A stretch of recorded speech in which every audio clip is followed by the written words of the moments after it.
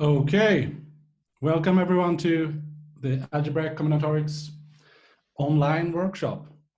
And today we have two speakers, Anders Claesson and Sami Asaf. And they will be each 35 minutes long, and then we'll have a 10 minutes break for a question. And there's also going to be coffee break after the Sami's talk. So first up is Anders Claesson from from Iceland University. There's two universities in Iceland. Yeah. And yeah, I'm happy to introduce him. He's my academic brother, and he's going to talk about pop stack sorting. So go ahead. Thank you. So I'll share my screen here.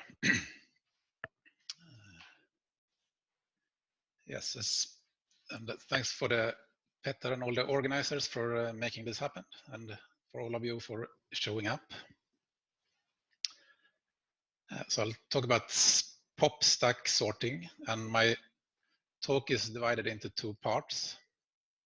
The first part is based on joint work with Bjarki August Gudmundsson, currently at Google. And the paper that this is based on is called Enumerating Permutations Sortable by K Passes Through PopStack, and it has appeared in Advances in Applied Mathematics. A stack is a last in, first out data structure with two operations. There's a push operation that adds an element to the top of the stack, and there's a pop operation that removes the topmost element of the stack and moves it to the output. And we will be interested in sorting with a stack. And we say that a permutation is stack sortable if it can be sorted in a single pass through a stack. So far I'm just talking about a stack, not the pop stack. So to illustrate this, we have this is a picture here with the input 3, 1, 2, 4, and I can push the element 3, say, and then push 1 and pop 1, push 2, pop 2, pop 3, push 4, and pop 4. So we see, if we remove, go back again, the permutation 3, 1, 2, 4 is stack sortable. And Donald Knuth showed in 1968 that the permutation is stack sortable if and only if it avoids 2, 3, 1.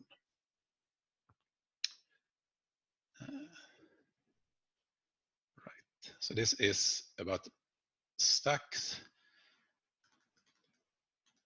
And then a pop stack is a slight variation. So it's very similar. So it's a last in, first out data structure, two operations. Push is just as before, adds an element to the top of the stack. Now pop is slightly different in that it removes all the elements from the stack and moves them to the output. So if we do the same thing again with this example, we push 3 and then 1. And now when we do the pop operation, we pop both 1 and 3. It moved to the output. And then we can push 2, pop, and push and pop. And of course, we say that the permutation is pop stack sortable if it can be sorted in a single pass through a pop stack. And Avis and Newborn has shown in 1981 that the permutation is pop stack sortable if and only if it avoids the two patterns 2, 3, 1 and 3, 1, 2. Right. And we'll view the pop stack as an operator. So another way to say this is that we'll use the following deterministic procedure, that we insist on the elements of the pop stack to be increasing when read from top to bottom. This makes sense if you look at the single pass through a pop stack, because you want them out in the increasing order. So when you pop, you want them to appear in increasing order. And we sort greedily with respect to the push operation. Yeah, so this is an optimal strategy when sorting with a single pop stack. And we let P of pi be denote the output permutation. So in the previous slide, we saw that P of 3, 1, 2, 4 is 1, 3, 2, 4. And we say that the pi permutation is sortable by k passes through a pop stack if, when we apply this operation k times, so the power there k is composition, we get the identity permutation. So the rest of the talk will intimately depend on this definition. So if there are any questions on this, it would be good to sort it out now. Else I move on. All right. Wait, just a second. I mean, it seems obvious, but does this eventually sort every permutation? Yes, it does. Yeah, so you cannot need more passes than the length of the permutation.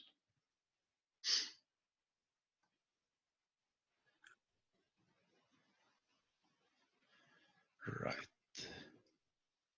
But if there are a more general question of sorting with a stack or a pop stack in series, and then this greedy strategy may not be the most efficient way of doing it. All right. Yeah, so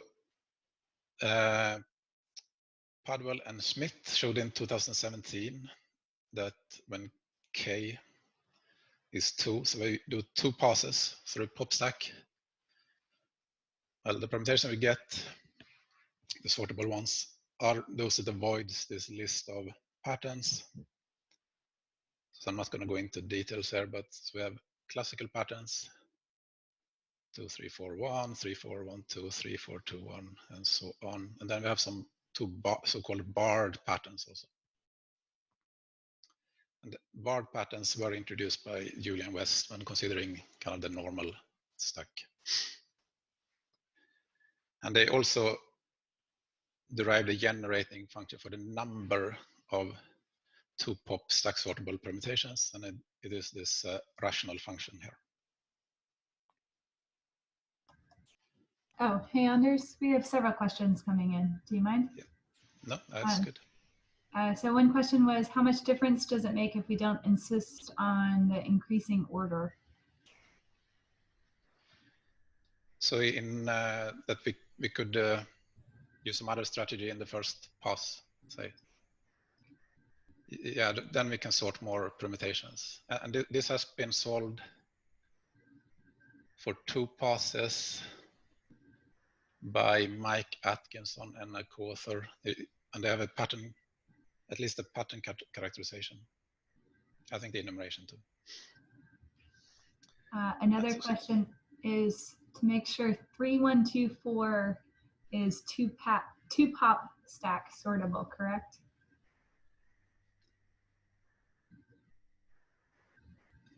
So this one, yes, it would be, because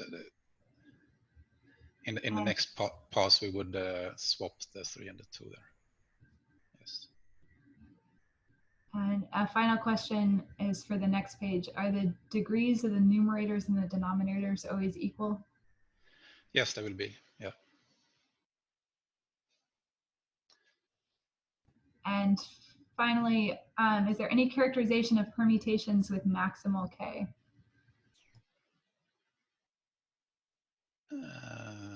With maximal k.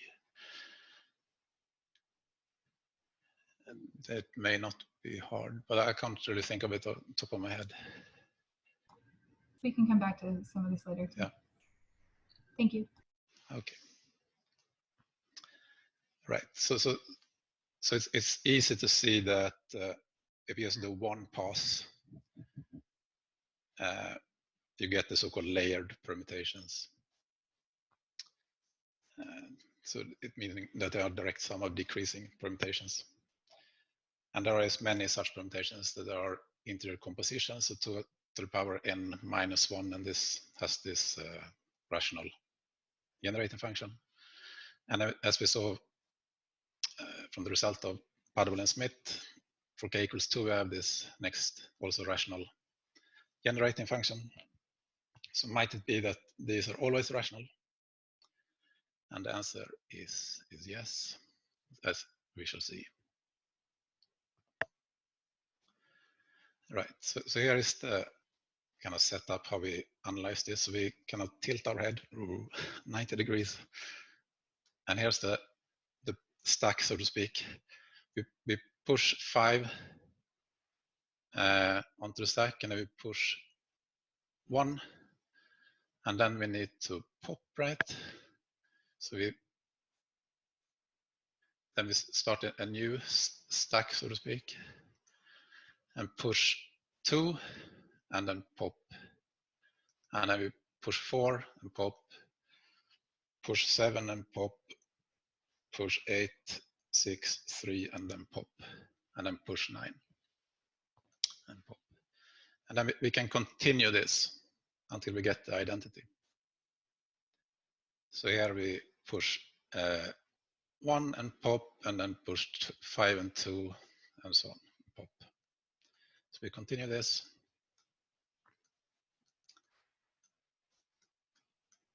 So in effect, we're reversing these decreasing runs in each pass here, and eventually end up with the identity permutation.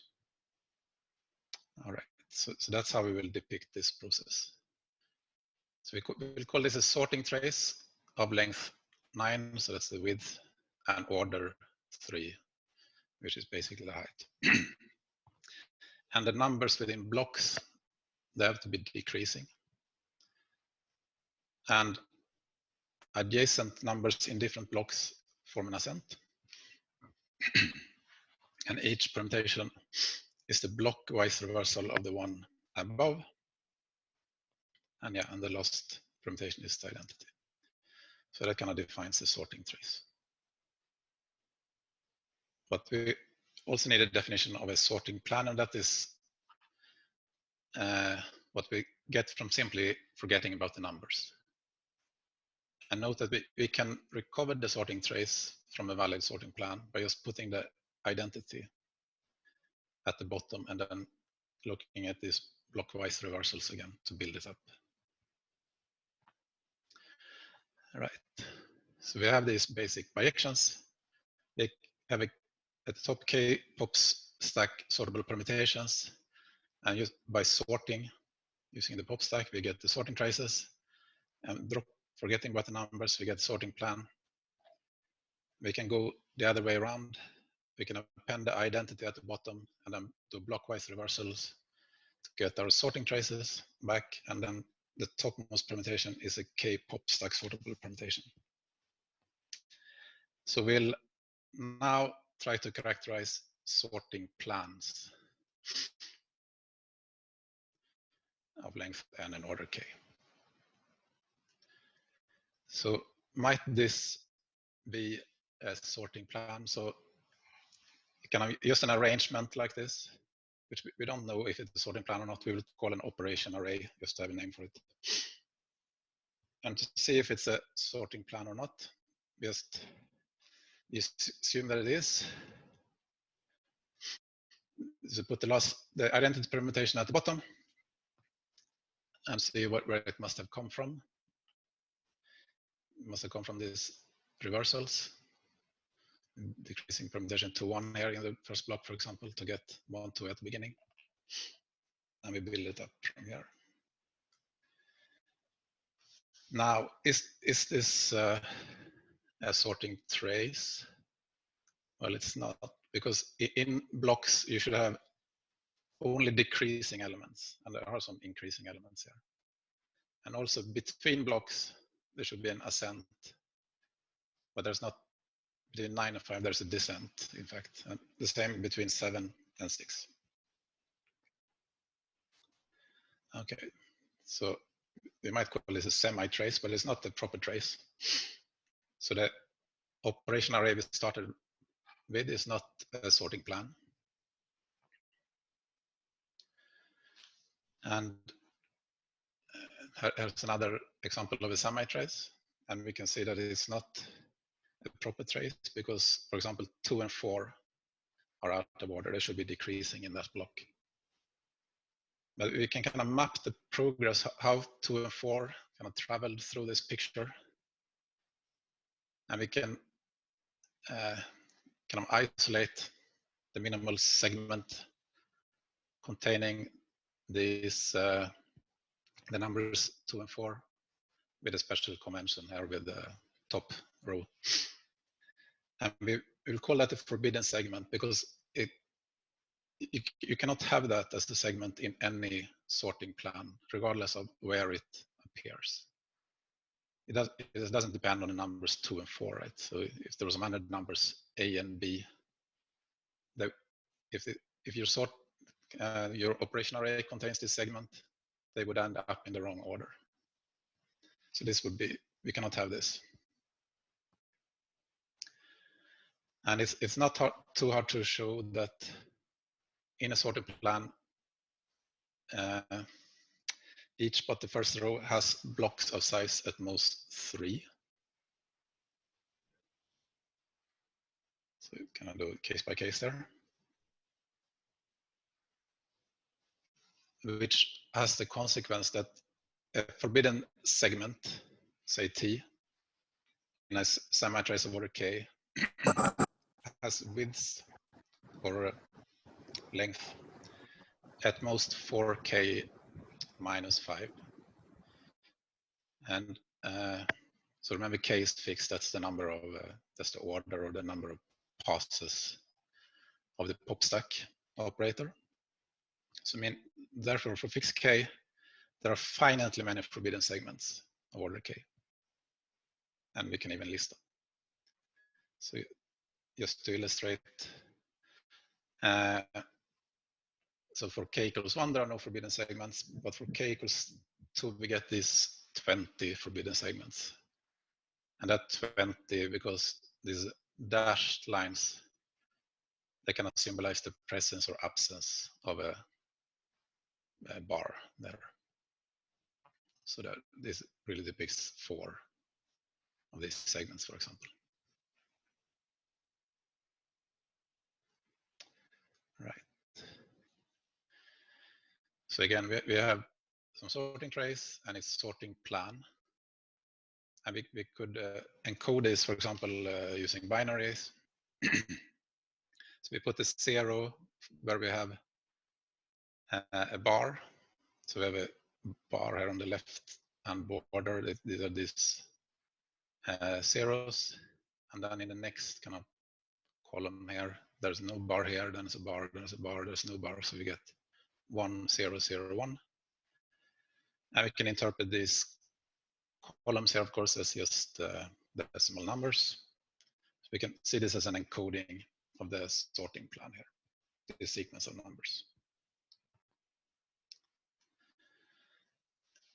So in general, if you have an operation array of length n and order k, we can encode it as some sequence of numbers between 0 and 2k minus 1. And operation arrays can be seen as strings in this alphabet. And here is then a deterministic final state automaton recognizing operation arrays. So the only requirement here really is that it starts and ends with a 0. So 0 bar is anything but 0 from sigma.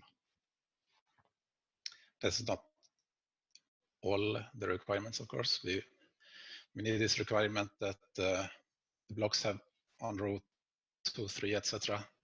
have size at most 3.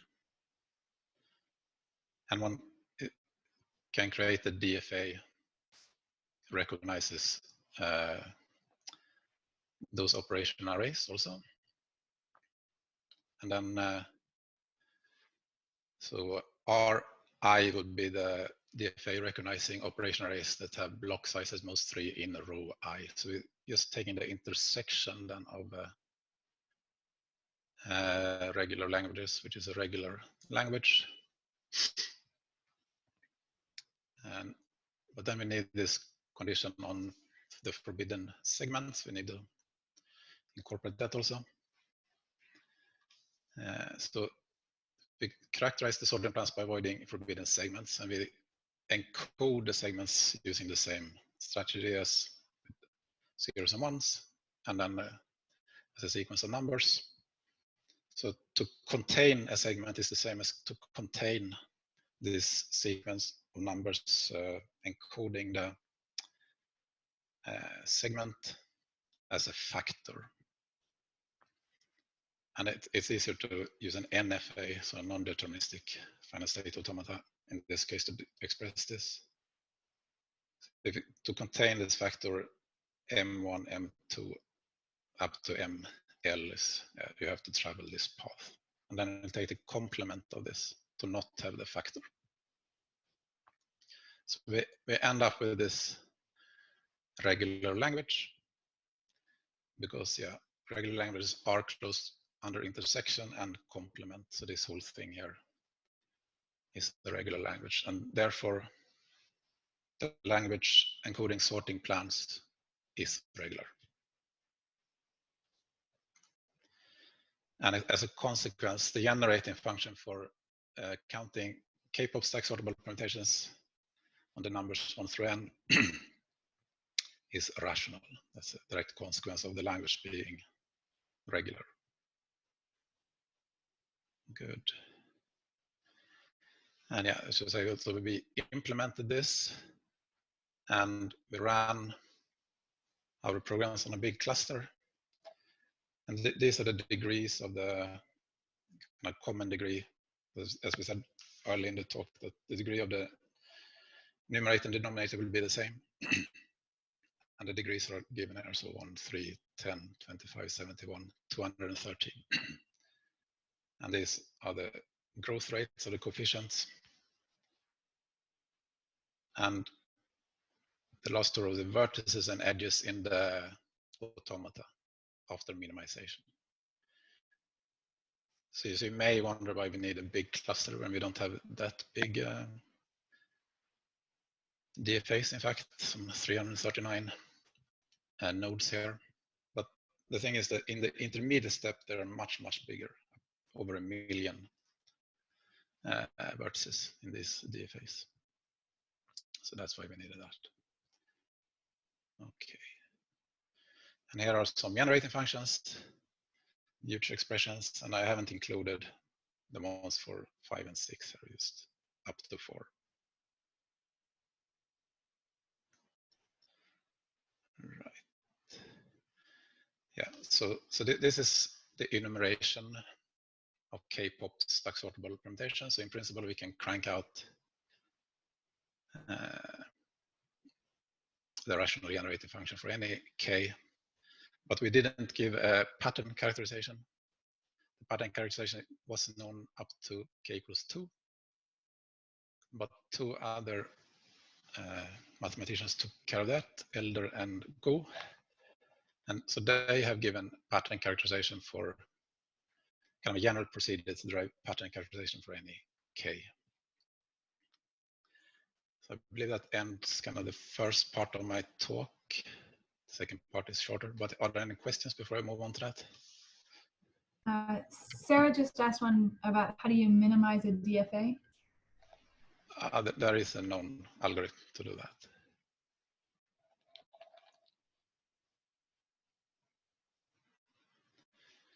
All right. So shall I go to the next one?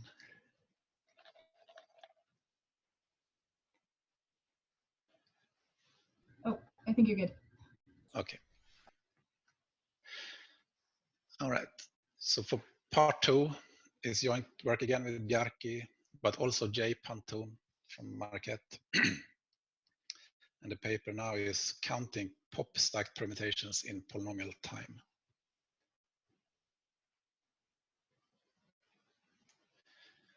So we start from this paper by Asinovsky, Andrea, and Sarah, Billy, and Benjamin Hackel, and Svante Linusson on pop stack sorting and its image.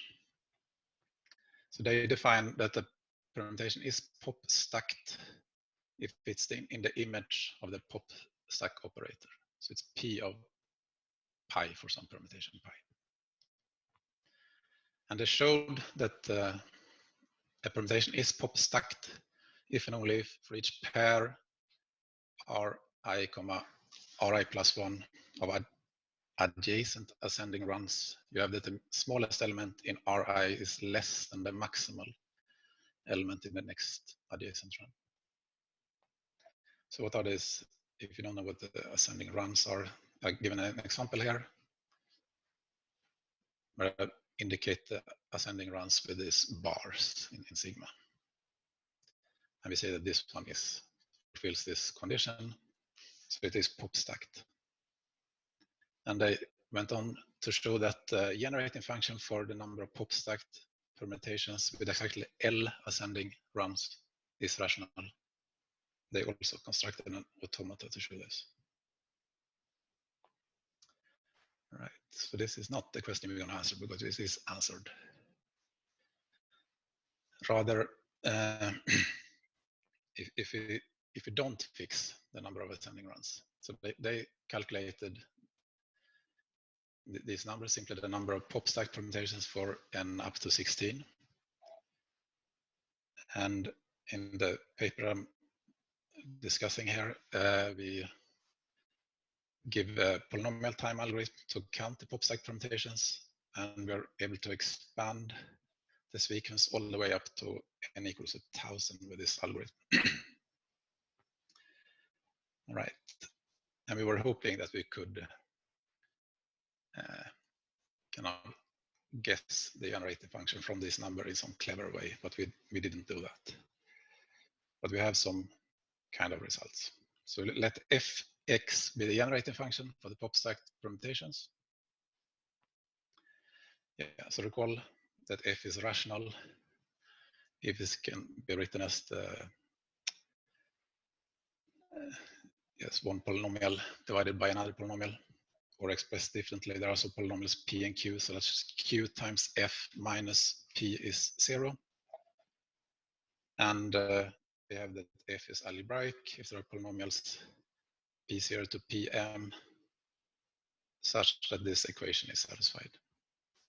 And then more general, we say that f is differentiably finite or definite if there are polynomials p0 up to pk and a polynomial q such that this equation here is satisfied. Okay, so we tried to fit our generating function for the pop stack permutations into these categories, kind of solving systems of equations, so-called automatic fitting. But we failed. But on the other hand, we then get negative results. Namely, if f is rational, for example, then at least one of the degrees of the numerator or the denominator must be at least 500, for example.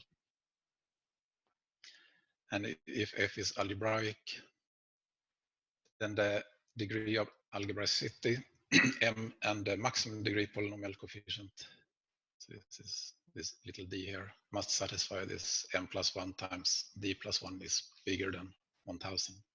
And we have a similar condition for d finiteness. It's kind of making it unlikely that it is d finite. Anders, are the degrees of p and q equal? So here they don't need to be.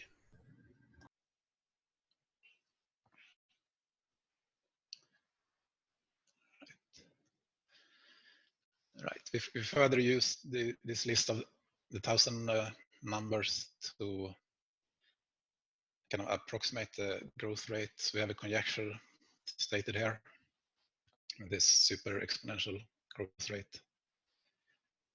We arrive at this using something called differential approximation. which has been used in physics circles, kind of statistical mechanics and so on. It's not rigorous, but we get this conjecture at least.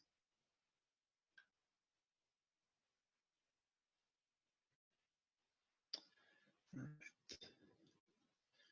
Yeah, so I wanted to just checking. Yeah, excuse me? Yeah. The conjecture would be that the generating function has a pole singularity as the smallest singularity, yes? So, sorry. The generating function that you're looking at, f of x, has as its the singularity that defines the rate of growth of the coefficients will be a pole. Yeah. Yes? Yeah, it has, I think it has infinitely many poles. No, but the one that defines the rate of growth. Ah, okay, yes. The one that, yes, I mean, that's why you don't have any polynomial factors here. Yeah. Yes. All right. So just the last thing is that there has been some recent development here with a paper coming up with a functional equation for the generating function for pop-stacked permutations. It is in many variables, so they're keeping track of, I should have written this down, but I think the size, the length of the permutation, number of ascending runs, I think the smallest and largest element of the last block or run, and maybe the next largest element or something of the last run. And they need all these to express this functional equation. So I guess everything is in this equation in principle, but it's hard to do stuff with. So it's nice, but it doesn't immediately answer these other questions you may have. Okay, so I'll end there. So thank you for a very nice talk, and let's all thank Anders in a virtual clap. Okay, so now we'll go over to questions that Angela administers, but as a host, I can pose one question first. So of course, having a rational function, you theoretically know the asymptotics for fixed k. So if you vary n and fixed k, but do you have an exact formula for the leading term? No, so you're thinking of the k, the first part of the talk. No, so we don't have that. Okay. So you don't so really what know. we have is this data here on the growth rate. Okay. But no, we don't know what it is. Yeah. So then I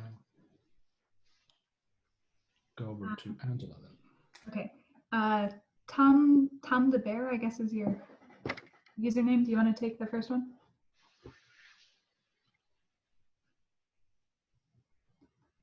Okay. So he's typed in that question, have you considered pop stack of in cyclic order or something, the first and the last elements? Yeah, I think I understand the question, but I have not at all considered it. Sylvie asks if you wouldn't mind stopping sharing your screen so we can see everything. Yes. Colin, do you want to take the next question? Sure. So you mentioned that every permutation of length n requires at most, I guess, n or something iterations to be sorted, but is there a simple reason why that's true?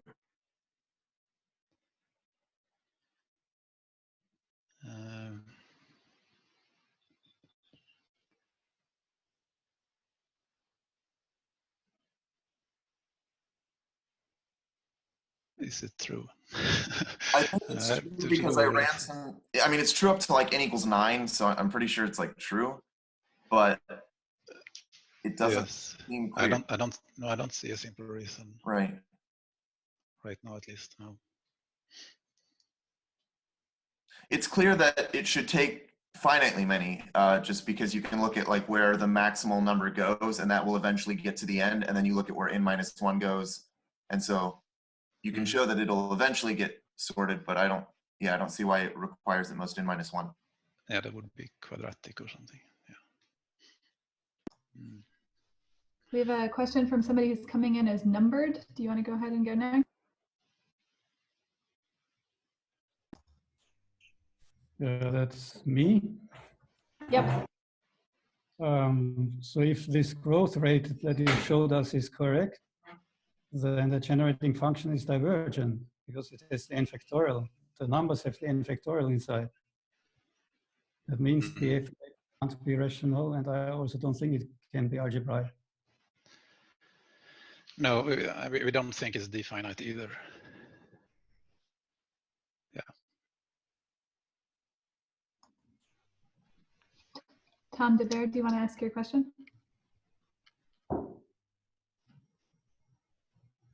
All right, I'll repeat it. Go ahead. On page 15 of your screen, you can share your screen, Anders. All right, page 15. Yeah, I think it's 14 or 15, yeah.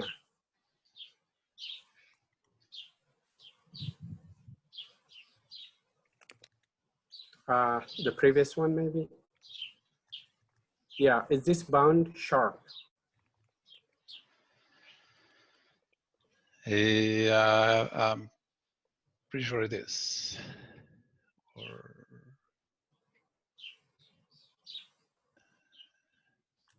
actually, it was a little while since I did the proof, but I'm not entirely sure. Okay, thank you. Ira had a comment. You want to repeat it?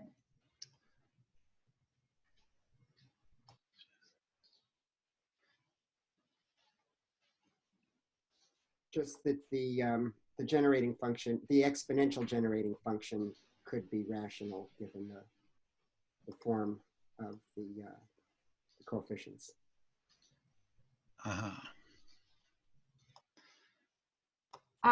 Somebody notes I've been missing hands that are up. Go ahead, Arvind.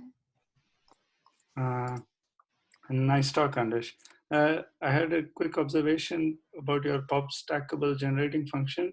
It looked like the leading coefficient, both upstairs and downstairs, was a power of 2. Is that always true from your data? For the K-pop stack sortable? Yes. I mean, yes, because all the data we have is displayed. No, okay, sorry for 5 and 6. You have 5 and 6. Yeah. Yes, okay, yeah.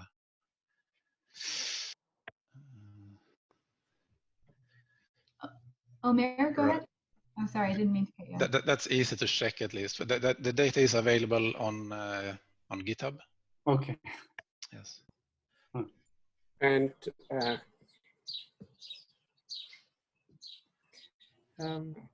yes, so I was just wondering about, it's not a very specific question about the relation between what is sortable by the pop stack you describe and what is sortable by a similar stack, except that you get to decide when to pop the stack. So I'm not sure if this is the flip stack that you had on the last slide. So you just can have an arbitrary rule for when to pop the stack.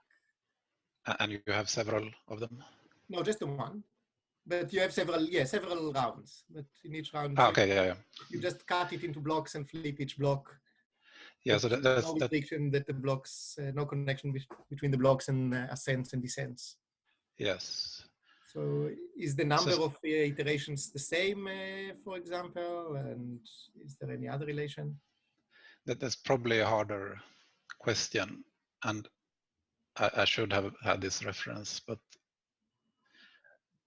kind of for 2 passes, but kind of these arbitrary strategies, it has been analyzed, and one of the authors is Mike Atkinson. I think there was one more author, but yeah, this, I think most questions there will be open. It's a hard one. Okay, as a follow-up to Arvind, in the generating functions that you listed 1 up to 6, is the leading term in the expansion 1/2? Many good questions, but I don't know. That's even more striking, perhaps. Yeah. Yeah. Okay. Next, Vishal Deb. Hi, I wanted to ask if, I'm guessing like we can think of this greedy pop stack algorithm as some sort of a partial order. And so the sortable ones are where you get identity on top. So how many connected components are there, and what are the maximal elements, if you know? But they connected components. I mean, don't they all? You have the identity as the smallest element in this partial order.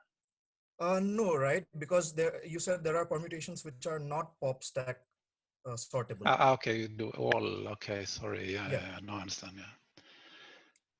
No, even if it's not a partial order, like it's at least it induces an equivalence relation. And yeah, that makes sense. But I haven't looked at that. It could be interesting. Is it like all all permutations with the patterns that you said would avoid? No, right? No, sorry. I've only looked at that kind of component of it there, right, that ends up at identity. Right. Dave-Joy, you had a question?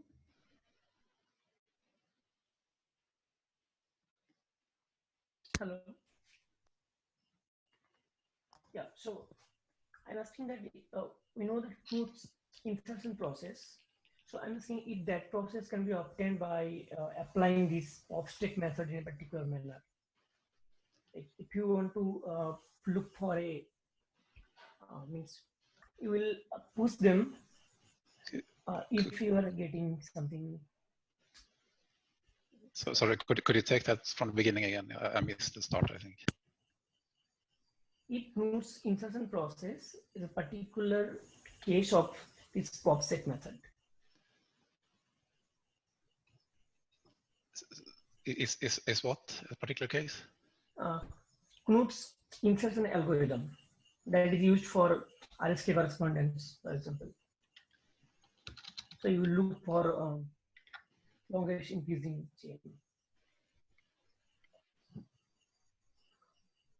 Knut's insertion. I have no idea. I would guess it's not, but I don't really know. Okay, maybe I can mail you about my observation about it. Okay. I think we're going to have to cut it off there so that we can switch over to Sammy's talk. Thanks everybody for the questions. Okay, so let's thank Anders again. Thank you.